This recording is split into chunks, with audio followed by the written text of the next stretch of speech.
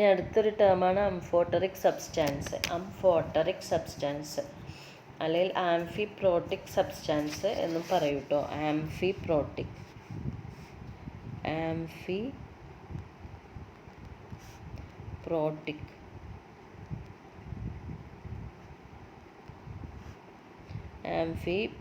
കേട്ടോ. ആംഫിപ്രോട്ടിക് സബ്സ്റ്റാൻസ് അതായത് ഒരു സബ്സ്റ്റാൻസ് ആസിഡായിട്ടും ബേസായിട്ടും ആക്ട് ചെയ്യുക. അതിനെയാണ് നമ്മൾ എന്ത് പറയുന്നത്, ആംഫിപ്രോട്ടിക് സബ്സ്റ്റാൻസ് എന്ന് പറയുന്നത്.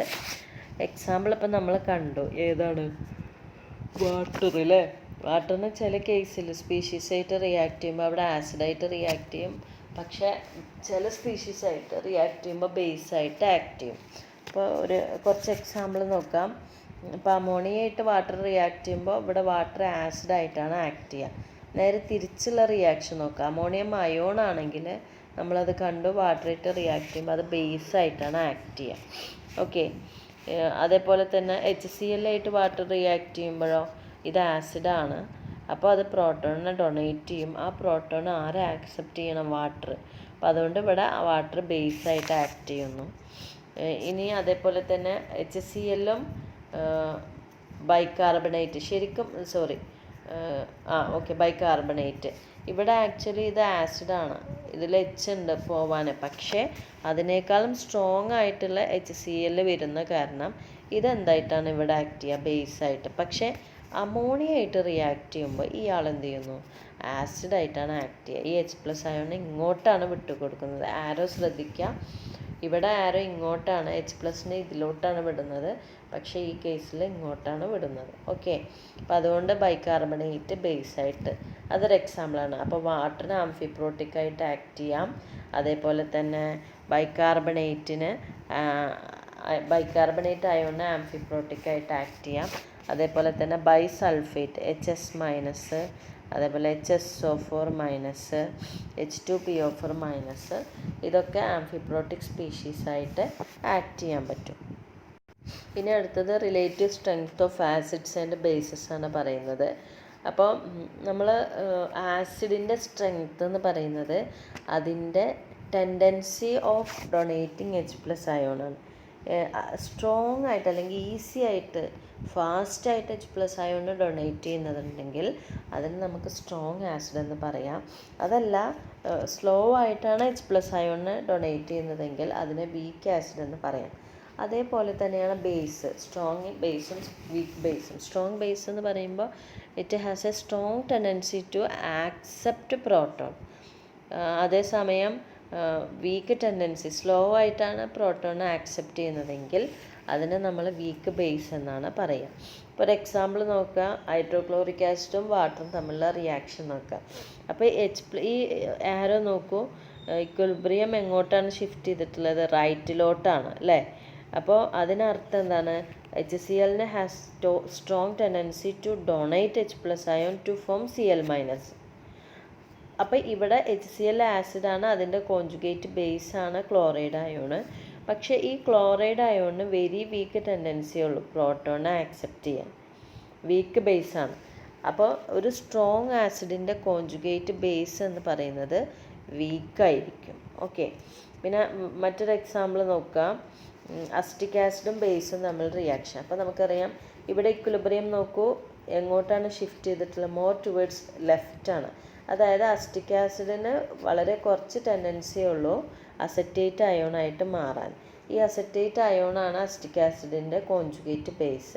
പക്ഷേ ഈ ബേസിന് എന്തുണ്ട്, H+ അയോൺ ആക്സെപ്റ്റ് ചെയ്യാനുള്ള ടെൻഡൻസി സ്ട്രോങ് ആണ്. അപ്പോൾ ഇവിടെ ആസിഡ് വീക്ക് ആയതുകൊണ്ട് കോൺജുഗേറ്റ് ബേസ് സ്ട്രോങ് ആണ്. ഓക്കെ. ഇപ്പോൾ നമ്മൾ ഇതുവരെ വാട്ടറിലാണ് നമ്മൾ എന്ത് പറഞ്ഞത്, ലോറി ബ്രോൺസ്റ്റഡ് കൺസെപ്റ്റ് പ്രകാരം ആസിഡ് ബേസ് പറഞ്ഞത്. ഇനി അടുത്ത് നമുക്ക് proton transfer equilibria in other protonic solvent ആണ്, അതായത് വാട്ടർ അല്ലാത്ത മറ്റ് സോൾവെൻസിൽ. അപ്പോൾ അതിൽ നമ്മൾ ആദ്യം നോക്കുന്നത് അയണൈസേഷൻ ഇൻ ലിക്വിഡ് അമോണിയാണ്. ഓക്കെ. അപ്പോൾ ഇവിടെ വാട്ടറിന് പകരം നമ്മൾ യൂസ് ചെയ്യുന്നത് എന്താണ്, അമോണിയയാണ് കേട്ടോ, ലിക്വിഡ് അമോണിയ. അപ്പോൾ ഇത്തരം എന്താ പറയുക സോൾവെൻസിൽ, അപ്പോൾ അമോണിയ ആകുമ്പോൾ അവിടെ എന്താണെന്ന് വെച്ചാൽ അസറ്റിക് ആസിഡ് നമുക്കറിയാം വീക്ക് ആസിഡാണ് അല്ലേ, ഏതിൽ, വാട്ടറിൻ്റെ കേസിൽ. പക്ഷേ ഇവിടെ നമ്മൾ അമോണിയ എടുത്തു കഴിഞ്ഞാൽ അസറ്റിക് ആസിഡ്, ഈ അമോണിയക്ക് എന്താണെന്ന് വെച്ചാൽ പ്രോട്ടോണിനെ ആക്സെപ്റ്റ് ചെയ്യാനുള്ള ടെൻഡൻസി കൂടുതലാണ്, സ്ട്രോങ് ആണ്. അപ്പോൾ അതുകൊണ്ട് തന്നെ അസറ്റിക് ആസിഡ് ലിക്വിഡ് അമോണിയയിൽ സ്ട്രോങ് ആസിഡായിട്ടാണ് ആക്ട് ചെയ്യുക. ഓക്കെ, അതേപോലെ തന്നെ നോക്കുക അയണൈസേഷൻ ഇൻ എച്ച് എഫിൽ നോക്കിക്കഴിഞ്ഞാൽ എന്താ ഉണ്ടാവുക നോക്കുക. ഈ എച്ച് എഫ്, അൺഹൈഡ്രസ് എച്ച് എഫിൻ്റെ പ്രത്യേകത എന്താണെന്ന് വെച്ചാൽ അത് സ്ട്രോങ് ആസിഡാണ്, സ്ട്രോങ് ടെൻഡൻസി ടു ഡൊണേറ്റ് പ്രോട്ടോണാണ്. അപ്പോൾ അതുകൊണ്ട് തന്നെ നോർമൽ വാട്ടറിൽ ആസിഡായിട്ടുള്ള ചില സബ്സ്റ്റാൻസസുകൾ എച്ച് എഫിൻ്റെ പ്രസൻസിൽ ബേസായിട്ട് ആക്ട് ചെയ്യും. അപ്പോൾ അതിന് ഏറ്റവും വലിയ എക്സാമ്പിളാണ് നൈട്രിക് ആസിഡ്. നൈട്രിക് ആസിഡ് വാട്ടറിൽ സ്ട്രോങ് ആസിഡാണ്, പക്ഷേ അൺഹൈഡ്രസ് എച്ച് എഫ് ആകുമ്പോൾ ഈ H+ ion of H F എന്ത് ചെയ്യുന്നു, നൈട്രിക് ആസിഡാണ് ഡൊണേറ്റ് ചെയ്യുക. അപ്പോൾ ഇവിടെ HNO3 എന്തായിട്ട് മാറും, H2NO3+ ആയിട്ട് മാറും.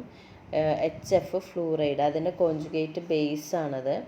നൈട്രിക് ആസിഡിൻ്റെ കോൺജുഗേറ്റ് ആസിഡാണത്. ഓക്കെ, അപ്പോൾ അതുകൊണ്ട് തന്നെ ഈ കേസിൽ അൺഹൈഡ്രസ് എച്ച് എഫിൽ നൈട്രിക് ആസിഡ് ഒരു വീക്ക് ബേസായിട്ടാണ് ആക്ട് ചെയ്യുക. ഓക്കെ, അതേസമയം നൈട്രിക് ആസിഡ് സ്ട്രോങ് ആയിട്ടുള്ള വാട്ടറിൽ സ്ട്രോങ് ആയിട്ടുള്ള നൈട്രിക് ആസിഡ് എച്ച് എഫിൽ വീക്ക് ബേസായിട്ട് ആക്ട് ചെയ്യും. അതേസമയം നമുക്കറിയാം വാട്ടറിൽ വീക്കായിട്ടുള്ള അസറ്റിക് ആസിഡ്, വീക്ക് ആസിഡായിട്ടുള്ള അസറ്റിക് ആസിഡ് എച്ച് എഫിലാണെങ്കിൽ it will act as a strong basic character. അത് പെട്ടെന്ന് തന്നെ ഈ H+ അയോൺ എച്ച് എഫ് എന്ന് ആക്സെപ്റ്റ് ചെയ്യും. അപ്പോൾ ആ വ്യത്യാസങ്ങൾ മനസ്സിലായില്ലേ? അപ്പോൾ വാട്ടറിൽ വീക്കായിട്ടുള്ള ആസിഡ് എച്ച് എഫിൽ സ്ട്രോങ് ബേസായി, അമോണിയയിൽ സ്ട്രോങ് ആസിഡായി. മനസ്സിലായ വ്യത്യാസങ്ങൾ? ഇനി അടുത്തത് അയണൈസേഷൻ ഇൻ ഗ്ലേഷ്യൽ അസറ്റിക് ആസിഡാണ്. അപ്പോൾ നമ്മളവിടെ യൂസ് ചെയ്യുന്ന സോൾവെൻ്റ് എന്നുള്ളത് അസറ്റിക് ആസിഡാണ്.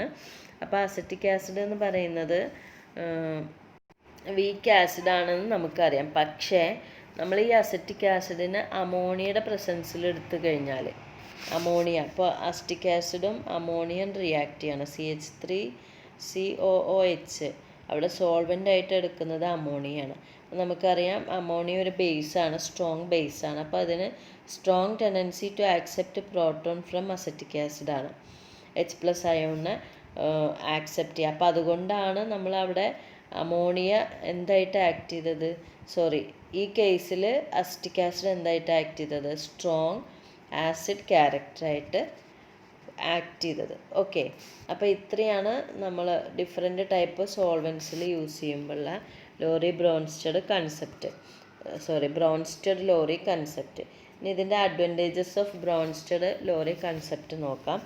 അപ്പോൾ അതിൽ ഫസ്റ്റ് എന്ന് പറയുന്നത് ഇതിന് നമ്മൾക്ക് അക്വസ് സൊല്യൂഷനിൽ മാത്രം ലിമിറ്റ് ചെയ്യുന്നില്ല അല്ലേ, വാട്ടറിൽ മാത്രം ലിമിറ്റ് ചെയ്യില്ല. It is applicable to acid base reaction in all protonic solvents including water. എല്ലാ പ്രോട്ടോണിക് സോൾവെൻസിലും അപ്ലിക്കബിൾ ആണ്. സെക്കൻഡ് വൺ എന്ന് പറയുന്നത് the concept defines specific species as acids and bases in terms of their proton donating and proton accepting tendencies അല്ലേ. അതിൻ്റെ ബേസിലാണ് നമ്മൾ ആസിഡാണോ ബേസാണോ എന്ന് പറയുന്നത്. Not in terms of ions they produce in aqueous solution. ഒരിക്കലും അവിടെ ഫോം ചെയ്യുന്ന അയോൺസിൻ്റെ പ്രസൻസിലല്ല. പ്രോട്ടോൺ ആക്സെപ്റ്റ് ചെയ്യുക, ഡൊണേറ്റ് ചെയ്യുക, അതിൻ്റെ ബേസിലാണ് നമ്മൾ ആസിഡാണോ ബേസാണോ എന്ന് പറയുന്നത്. ഇനി അടുത്തത് തേർഡ് അഡ്വാൻറ്റേജ് എന്താണെന്ന് വെച്ചാൽ അറീനേസ് കൺസെപ്റ്റിനേക്കാളും കുറച്ചുകൂടെ ബ്രോഡറാണ് ഈ ഒരു concept. It is a concept much broader than Arrhenius concept. Okay, അപ്പോൾ അതുകൊണ്ട് തന്നെ നമുക്ക് ഡിഫറെൻറ്റ് വെറൈറ്റി ഓഫ് സബ്സ്റ്റാൻസസിൽ ഈ ആസിഡ് ബേസ് കാറ്റഗറി നമുക്ക് എക്സ്പ്ലെയിൻ ചെയ്യാൻ പറ്റും. ഓക്കെ, ഇനി ഇതിന് കുറേ അഡ്വാൻറ്റേജ് ഉണ്ടെങ്കിലും കുറച്ച് ലിമിറ്റേഷൻസ് ഉണ്ട്. നമ്മൾക്ക് എന്തിൽ മാത്രമേ ഇത് അപ്ലിക്കബിൾ ഉള്ളൂ, പ്രോട്ടോൺ അല്ലെങ്കിൽ ഹൈഡ്രജൻ അയോൺ അല്ലെങ്കിൽ പ്രോട്ടോൺ ട്രാൻസ്ഫർ ഉള്ള കേസിൽ മാത്രമേ ആസിഡ് ബേസ് എന്ന് പറയാൻ പറ്റുള്ളൂ. The concept places undue emphasis on proton transfer in acid-base reaction, whereas there are many which do not involve proton transfer. ആ കേസിൽ നമുക്ക് എന്ത് പറയാൻ പറ്റില്ല, ഈ ആസിഡ് ബേസ് എക്സ്പ്ലെയിൻ ചെയ്യാൻ പറ്റില്ല. പിന്നെ അതാണ് ഫസ്റ്റ് ലിമിറ്റേഷൻ. സെക്കൻഡ് ലിമിറ്റേഷൻ എന്ന് പറയുന്നത് it cannot explain the several acid base reaction that occur in non protonic solvent such as liquid N2O4, sulphur dioxide, COCl2. ഈ ഇങ്ങനെ എന്താ പറയുക, അപ്രോട്ടിക് ആയിട്ടുള്ള സോൾവെൻസിൽ നമുക്ക് ആസിഡ് ബേസ് കൺസെപ്റ്റ് പറയാൻ പറ്റും. ഇനി അടുത്തൊരു കൺസെപ്റ്റാണ് Lewis concept of acids and bases. Lewis concept. അപ്പോൾ ഈ ഒരു കൺസെപ്റ്റ് പ്രകാരം ആസിഡ് എന്ന് പറയുന്നത്, ഇപ്പോൾ നമ്മൾ പ്രോട്ടോണിൻ്റെ ബേസിലല്ല ഇവിടെ നമ്മൾ പറയുന്നത്, acid is a substance which can accept a pair of electron. Acid accept pair of electron. അപ്പോൾ ബേസ് എന്തായിരിക്കും? Base is a substance which can donate a pair of electrons. അതിനെയാണ് നമ്മൾ acid based on Lewis concept. Acid is a substance which can accept a pair of electron. Base is a substance which can donate a pair of electron. അപ്പോൾ acid എന്ന് പറയുന്നത് electron pair ആക്സെപ്റ്ററാണ്. Base എന്ന് പറയുന്നത് electron pair ഡോണറാണ്. അപ്പോൾ example നോക്കാം.